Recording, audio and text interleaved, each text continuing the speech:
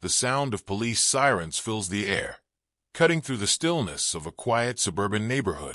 People stop in their tracks, watching as two squad cars screech to a halt outside a local grocery store. The flashing lights reflect off the windows, casting a red and blue glow over the scene. Inside one of the cars, Officer Miller, a well-meaning but sometimes impulsive cop, grips the steering wheel tightly, while his partner, Officer Roberts, keeps his hand on his gun holster. They're responding to a report: a suspicious-looking black man loitering around the store. Outside, standing calmly, unaware of the incoming storm, is Marcus, a 32-year-old black man.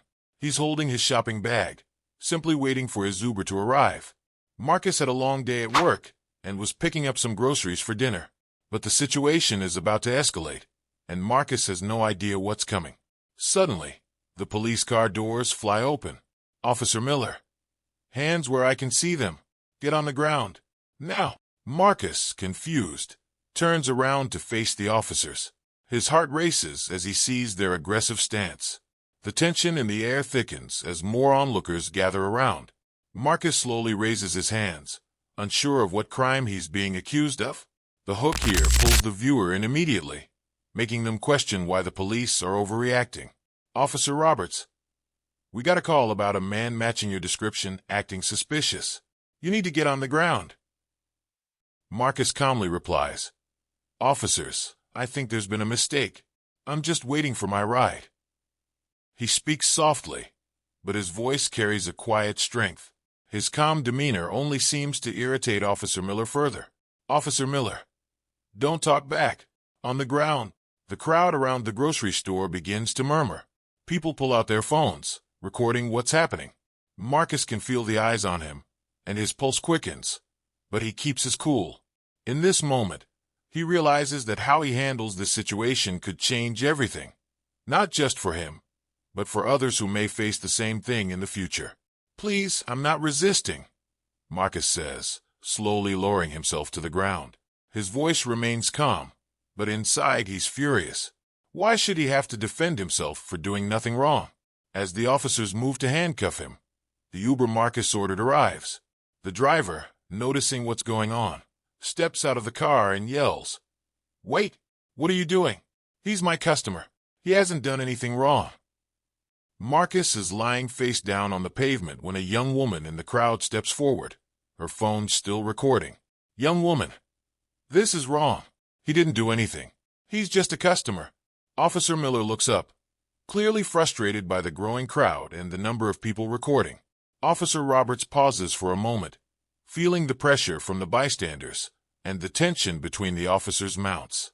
"Officer Roberts, maybe we should check this out before we go any further." But Officer Miller is too far into the moment to back down now. Marcus, still on the ground, takes a deep breath.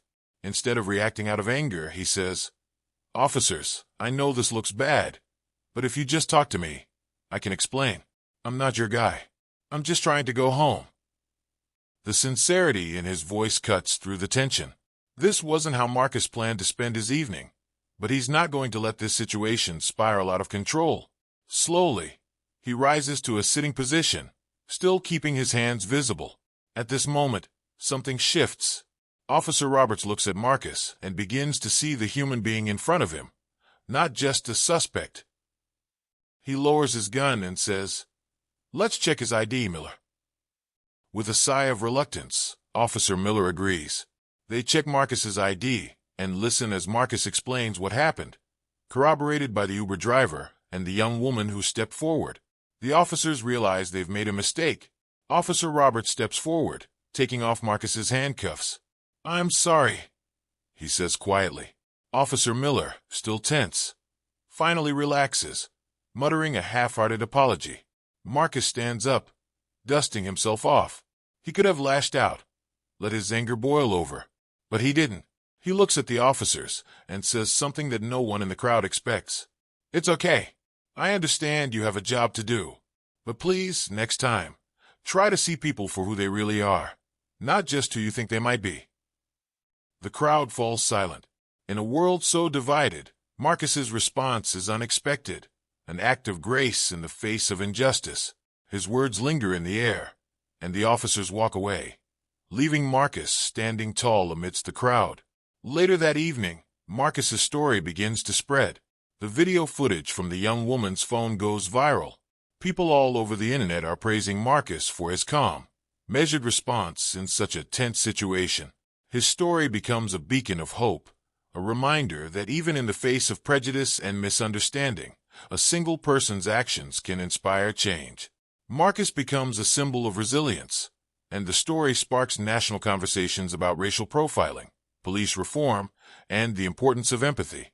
In the days that follow, Officer Roberts reflects on what happened. He realizes how close they came to making a terrible mistake, and he begins advocating within his department for better training on de-escalation and racial bias. Marcus's story teaches us all a valuable lesson. Even in the most difficult moments, kindness and patience can make a world of difference. It's a reminder to look beyond our biases, to see people as individuals, not stereotypes. As the video concludes, Marcus's final words echo. See people for who they really are. If this story moved you, share it with others.